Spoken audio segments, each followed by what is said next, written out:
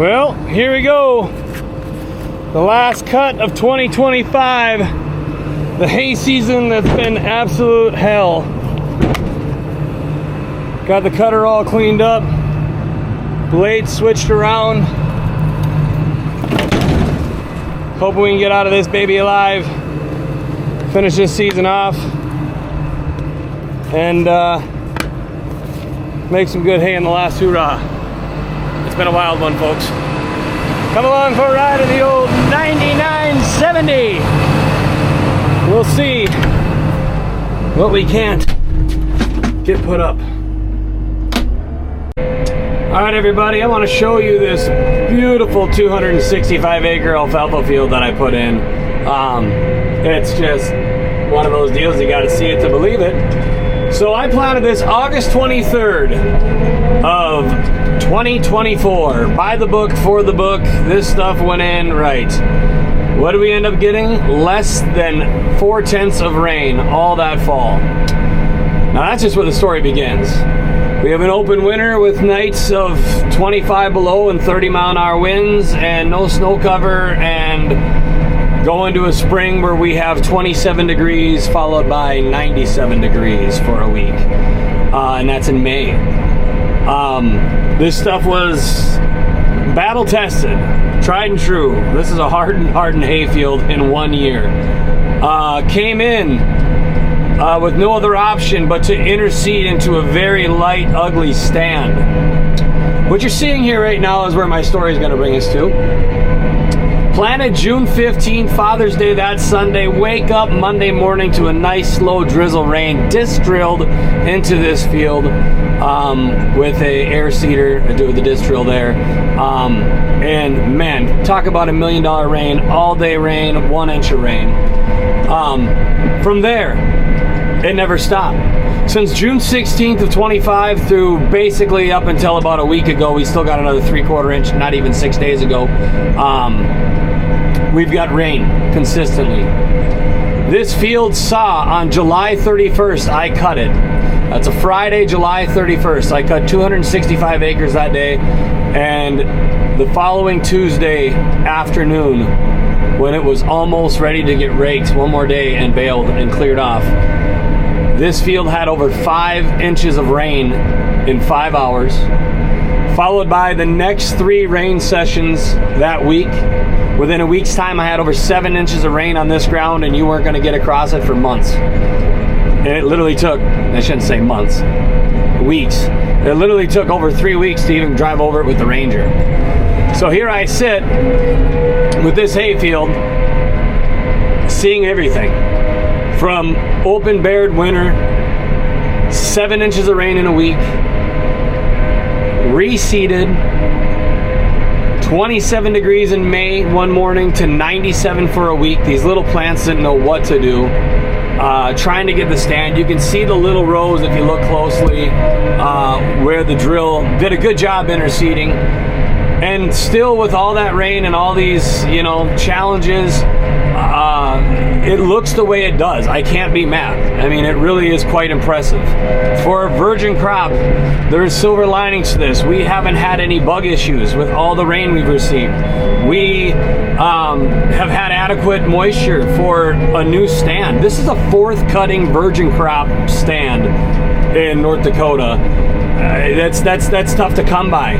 4 cuttings on a virgin crop is very hard to find. There's some blemishes out here obviously now, right? With that amount of moisture, we got these little weed pocket areas where it just didn't quite catch right, because even with all the rain, some of that seedling just needed a little sunlight and heat, and you got the old crop choking it out. With all that rain, you killed some plants, With all that rain, as you saw back there, and I'll show you briefly, the matted hay from the floodwaters that washed the hay up in this field in the pockets now killed the hay crop. I mean, there's going to be nothing there but weeds. I have to go back and interseed again. But now we're past that 12 months, some say up to 18 months of autotoxicity, right?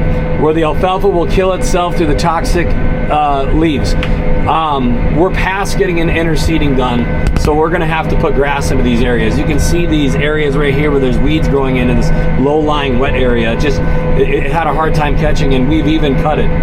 I'm cutting this hay right now I'll show you here when I turn around. Still got to do this headlamp, but I really don't want to mess around with down here till later on. So, I wouldn't say it's rocky, but there's a few more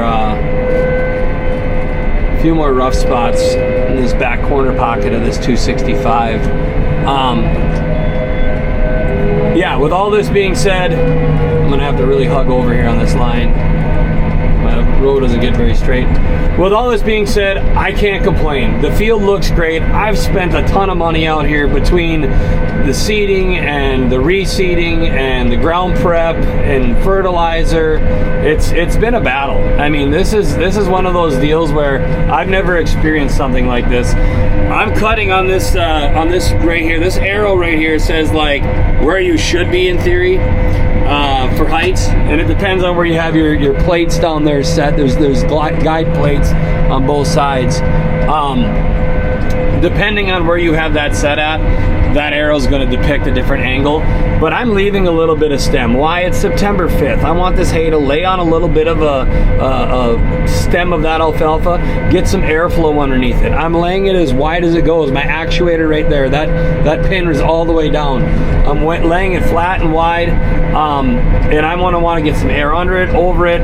Next week, going into Monday through Friday next week, we got 80s again. We got 75s. We got sunshine and wind.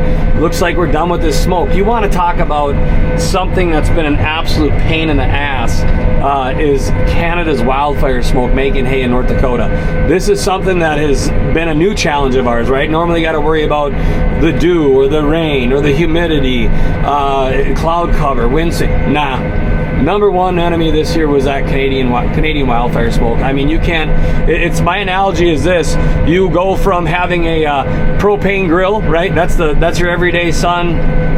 Cooking your hay takes 3, maybe 4 days at max with his twin max Massey Ferguson, to having a smoker smoke your hay, and now it's taking 5 days minimum or max. It was getting old. I'm ready for this hay season to be over with, and I think a lot of people all over the United States in general, we've all been hit with different challenges, so I'm not the only one out here. But here's what we're dealing with here too, right? We got a fourth cutting here. It's beautiful. It's above the shin, below the knee in most areas. Some stuff is over the knee. It's not pushing a bloom yet. It's nice stuff, but it's a little wispy, fine stem stuff. You gotta mess with your rotary speed. You gotta mess with your ground speed. I don't have all day. We got 265 acres to knock down. Right now I'm at 2100 my shell speed, my roller speed. So we're at 13 miles an hour. We got our pressure up on our conditioners. We got our float set just right. I like that 850 number. This is about where I want to be. And if I leave a little bit of a stem or a little bit of a pushover, now right here is this low water bay area. You can kind of see, if you notice, the hay's kind of got a little bit of a lodging look to it.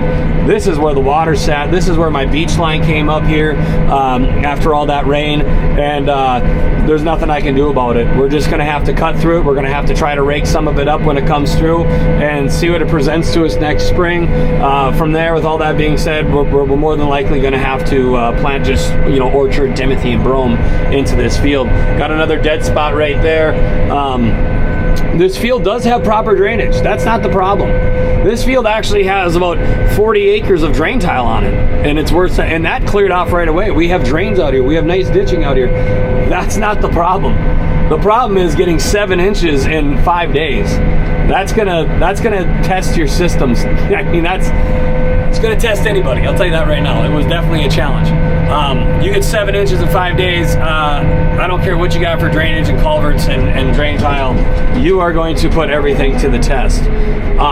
With that being said, I'm taking this field. I'm gun shy this year. I'm not gonna lie. I'm taking this field and I'm doing half of it. I'm only gonna do about 130 acres today, and I'll do 130 acres on Sunday. For that being said, I just don't want to have something happen with rain. I mean, this rain doesn't stop. So I'm like, you know what? Maybe I get the first 130 put up flawlessly. Maybe the second 30 gets put. Maybe it all goes up right. But at least with that gap in there, I didn't put all my chips in one basket on this deal. yeah, going back to the hay thing here, it just, yeah, it's going to be cut this crop, get it off, get it even. Again, I'm cutting a little high for several reasons. I want airflow under that stem. I want to leave a little bit of a plant here in case we have, want a quick regrowth. It is September. We've seen frost before. You could really be gambling right now if we get a crazy September 10th frost date, and the whole field's gone. You don't know. I mean, we don't know. You don't know. But I'll tell you this much. I got an entire third cutting laying out here somewhere that I lost 265 acres of third cutting pure virgin crop alfalfa that got washed to the wayside. That's a massive L. And one I couldn't personally afford. So I have to be out here. I have to make this hay for my customers. I have to make this hay for my own financials. And we need to get this done right this time around. We have one last chance to end this year. And when you're at rock bottom, the only way is up, right? So I mean, let's just see what we can do out here. Let's see if we can get it done right and move on from there. Long story short, this is the final reset for this field. Let's get into fall with some regrowth. Let's get into spring with some moisture and some snow cover. And then I feel very, very, confident that our May 25th, June 5th, that area, when we come out and do our first cutting, somewhere in that 10-day window-ish area, we're going to have a nice stand out here. Even with these blemishes, I'll be honest, it's 265 acres. I bet there's, between drowned out and hay laying in these areas that are choking out, I bet it's maybe 5 to 7 acres, maybe. There's a lot of hay out here when you think about it. So you're always going to have something happen over the 5 years of an alfalfa stand, and I guess I just took it on the chin here, year one. Again, I could ramble on about this stuff all day long. This field has seen it all. This is honestly a testimonial of how difficult alfalfa can be.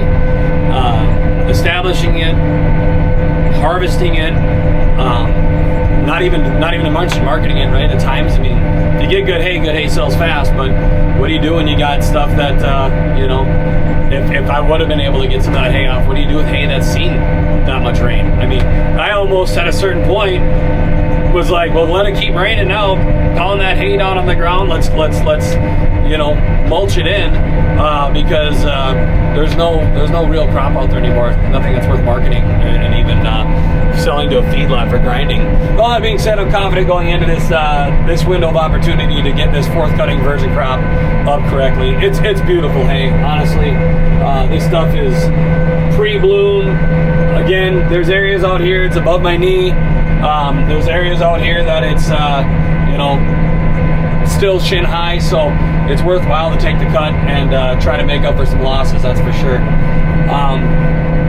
Yeah, I mean, again, roller coaster year of this field.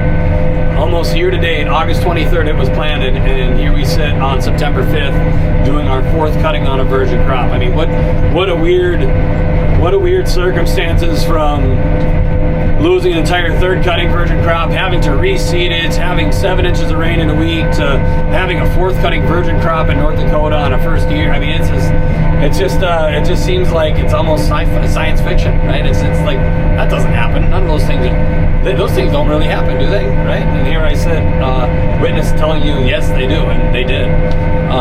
So just got to keep trying, keep battling. That's kind of the testimonial I can give here. You just can't give up.